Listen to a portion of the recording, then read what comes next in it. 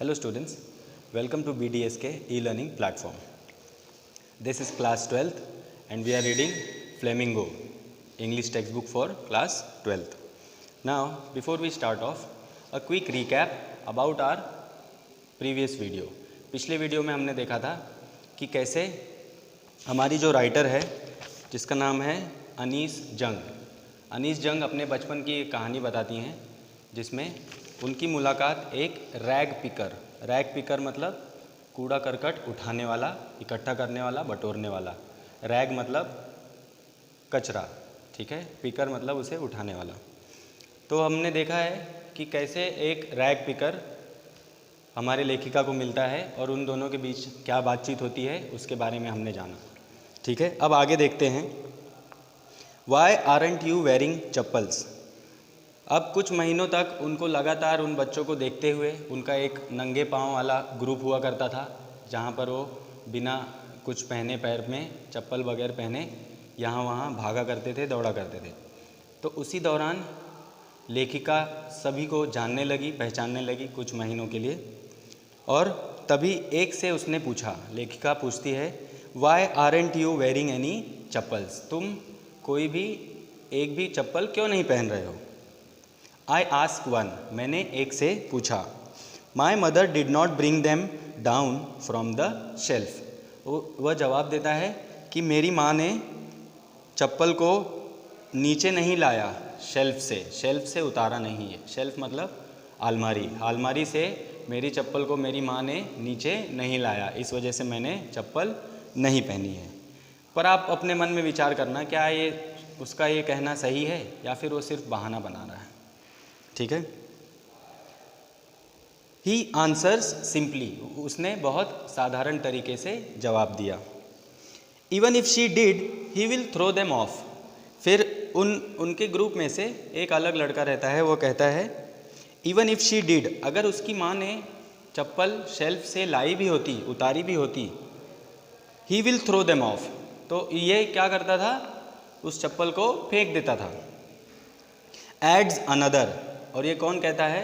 एक अन्य लड़का कहता है जिसने पहन रखी है ऐसी जूते जो एक दूसरे से मेल नहीं खाते हैं। Even if she did he will throw them off, adds another who is wearing shoes that do not match. वह ऐसे जूते पहन रखे हैं उसने जो एक दूसरे से मैच नहीं कर रहे हैं। When I comment on it, he shuffles his feet and says nothing. और जब लेखिका उस पर कमेंट करती है उसके जूतों के बारे में, तब वो क्या करता है? वह कुछ नहीं करता है और सिर्फ अपने पैर को यहाँ से वहाँ शफल करने लगता है, हिलाने डुलाने लगता है। एंड सेज नथिंग, और वो कुछ नहीं कहता है। I want shoes says a third boy. अब उनके ग्रुप में एक तीसरा लड़का रहता है, वह जोर से चिल्लाता है कि मुझे जूते चाहिए। Says a third boy who has never owned a pair all his life. और ऐसा किसने कहा है? एक तीसरा लड़का कहता है जिसने अपने जीवन में कभी भी एक जोड़ी जूते उसको नसीब नहीं हुए, कभी उसे एक जोड़ी जूता भी प्राप्त नहीं हुआ। ओन्ड मतलब पास में होना, अपनी चीज़ होना, ठीक है। Travelling across the country I have seen children walking barefoot. लेखिका कहती है कि इस देश में यहाँ से वहाँ यात्रा करने के दौरान, ट्रैवलिंग मतलब यात्रा करना, I have seen children walking barefoot, मैंने कई ऐसे लड़कों को देखा है जो नंगे पाँव चल रहे थे। इन सिटीज़, और ये कहाँ पर देखा है उसने? शहरों में। ऑन विलेज रोड्स, गांव के रास्तों पर। It is not lack of money, और लेखिका कहती है कि लेखिका के अनुसार ये पैसों की कमी के वजह से इनका ये अवतार है, ऐसा नहीं है। It is not lack of money, lack मतलब कमी, अभाव, मनी पैसा, but a tradition to stay barefoot. लेखिका कहती है कि लेखिका के अनुसार पैसों की कमी की वजह से उनकी ये हालत बिना चप्पल की हो गई है, ऐसा नहीं है। ये इसके वजह से है कि उनके अंदर उन्होंने एक परंपरा बना कर रखी है नंगे पाँव ही रहने की, इस वजह से हो सकती है। इज वन एक्सप्लेनेशन, यह एक उसका एक्सप्लेनेशन है। आई वंडर, मैं आश्चर्यचकित करती हूँ। If this is only an excuse, मैं आश्चर्य करती हूँ कि क्या ये एक महज एक बहाना है। टू एक्सप्लेन, ये समझाने के लिए, away a perpetual state of poverty, perpetual मतलब होता है कंटिन्यूअस, लगातार, बहुत समय से चले आ रही कोई चीज़, ठीक है। स्टेट, स्टेट मतलब अवस्था, पॉवर्टी गरीबी।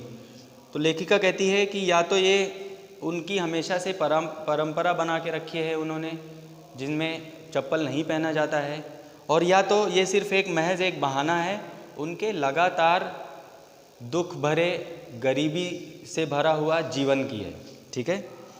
आई रिमेंबर अ स्टोरी, मुझे एक कहानी याद आती है। किसे याद आ रही है? हमारी लेखिका को। A man from Udupi once told me, लेखिका कहती है कि मुझे एक कहानी याद आ रही है, और उस कहानी को किसने बताया था लेखिका को? एक आदमी ने जो उडुपी में रहता था। उडुपी एक जगह का नाम है। हु वंस टोल्ड मी, जिसने एक बार लेखिका से बताया था। As a young boy he would go to school, जब वह छोटा था, वह व्यक्ति जिसने कहानी बताई है। As a young boy he would go to school past an old temple, जब वह छोटा था वह अपने स्कूल जाया करता था, और स्कूल जाने के लिए उसे एक पुराने मंदिर से गुजर कर जाना होता है। Where his father was a priest, और जिस मंदिर को वो पार करके अपने स्कूल तक पहुंचता था, उस मंदिर के पुजारी प्रीस्ट कौन था? इनके पिता। His father was the priest of that temple. He would stop briefly at the temple, अब वह लड़का क्या करता था? रुक जाता था। ब्रीफली, ब्रीफली मतलब थोड़े से समय के लिए, कम समय के लिए। एट द टेम्पल, कहाँ रुक जाता था? मंदिर के पास। And pray for a pair of shoes, तो अब आप अंदाज़ा लगा सकते हो कि यहाँ पर लेखिका को ये कहानी क्यों याद आती है, क्योंकि लेखिका भी हमें चप्पल और शूज़ से जुड़ी हुई बातें बता रही थी। वही बातें बताते बताते लेखिका को याद आ जाती है ये कहानी। इस कहानी में भी एक ऐसा लड़का है जिसका पिता मंदिर का पुजारी रहता है, और वह लड़का रोज़ अपने स्कूल आने जाने के दौरान मंदिर के रास्ते से गुजरता था, और मंदिर के पास थोड़े समय के लिए खड़ा होकर प्रार्थना करता था भगवान से। क्या प्रार्थना करता था? Prayed for a pair of shoes, the child use to pray for a pair of shoes. पैर मतलब जोड़ी, शूज़ मतलब जूते। एक जोड़ी जूतों के लिए वह प्रार्थना करता था। 30 years later, 30 साल बाद, I visited his town and the temple, लेखिका कहती है कि 30 साल बाद मैं उसके गांव गई और उस मंदिर के पास भी गई। विजिटेड, विजिटेड मतलब वहाँ जाकर मिलना, वहाँ जाना। विच वॉज नाउ ड्राउंड, और अब उस मंदिर की, उस टेम्पल की क्या दशा थी? What was the condition of that temple right now?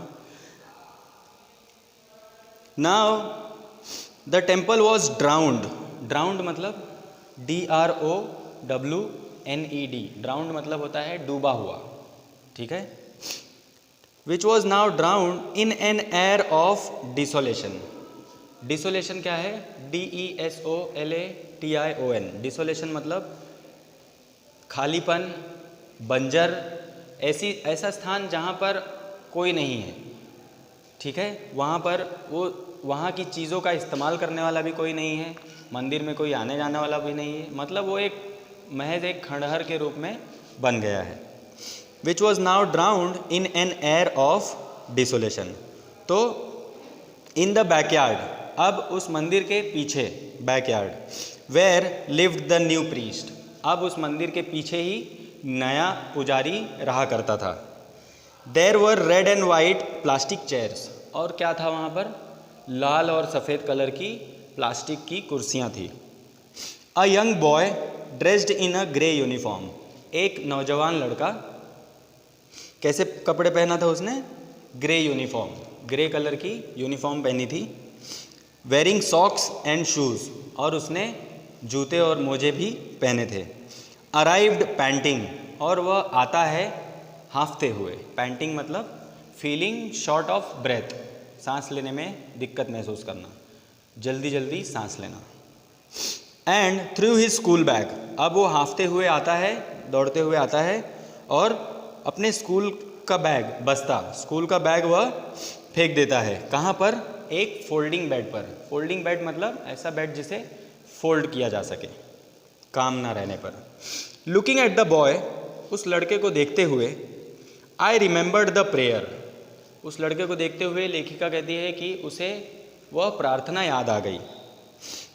Another boy had made to the goddess, और वो प्रार्थना किसकी थी? एक ऐसे अन्य लड़के की थी जिसने प्रार्थना किया था goddess, God and goddesses. Goddess मतलब देवियाँ, ठीक है, और गॉड देवता। तो उस देवी को इस अन्य लड़के ने प्रार्थना किया था। When he had finally got a pair of shoes, और इसने क्या प्रार्थना किया था? नए जूते प्राप्त करने के बाद उसने प्रार्थना किया था। तो जाहिर सी बात है वो फिर से नए जूतों के लिए प्रार्थना नहीं करेगा। उसकी प्रार्थना में क्या था? What did he pray for in his prayer? Let me never lose them. वो कहता है कि जूते तो माँ आपकी कृपा से मुझे मिल ही गए, पर मैं आपसे और प्रार्थना करना चाहता हूँ कि कृपा करके आप इन जूतों को हमेशा मेरे पास रहने दो, मैं इन जूतों को कभी खोऊं नहीं, ठीक है। Let me never lose them. Loose them मतलब खो देना। तो कहता है मुझे इन जूतों से कभी अलग नहीं होने देना। The goddess had granted his prayer. देवी ने उसकी प्रार्थना को स्वीकार कर ली थी और जो उसकी इच्छा थी उसे वो दे दिया था। बट मैनी अदर्स, लेकिन बहुत सारे ऐसे हैं जो अलग हैं, अन्य लोग हैं, लाइक द रैग पिकर्स, जैसे साहिब आलम, आवर रैग पिकर। अब उनकी कंडीशन ऐसी नहीं है, उनकी प्रार्थना भी कबूल नहीं की जा रही है। But many others like the rag pickers in my neighbourhood remain shoelace. लेकिन ऐसे बहुत सारे लोग हैं जैसे कि वो रैग पिकर साहिब आलम, ऐसे लोगों को जो मेरे पड़ोस में रहते हैं, ये लोग हमेशा जूतों के बिना ही इनका जीवन व्यतीत हो जाता है, ठीक है। आज तक के लिए बच्चों इतना ही। हम मिलेंगे फिर से नेक्स्ट वीडियो में, वहाँ पर हम इस पार्ट का आगे का पोर्शन कंप्लीट करेंगे। और इस दौरान कोई भी अगर आपको कुछ डिफ़िकल्टी आ रही है पढ़ने में, रीड करने में, तो आप कमेंट सेक्शन में लिखकर हमें जानकारी दे सकते हो, ठीक है। Thank you and have a wonderful day ahead.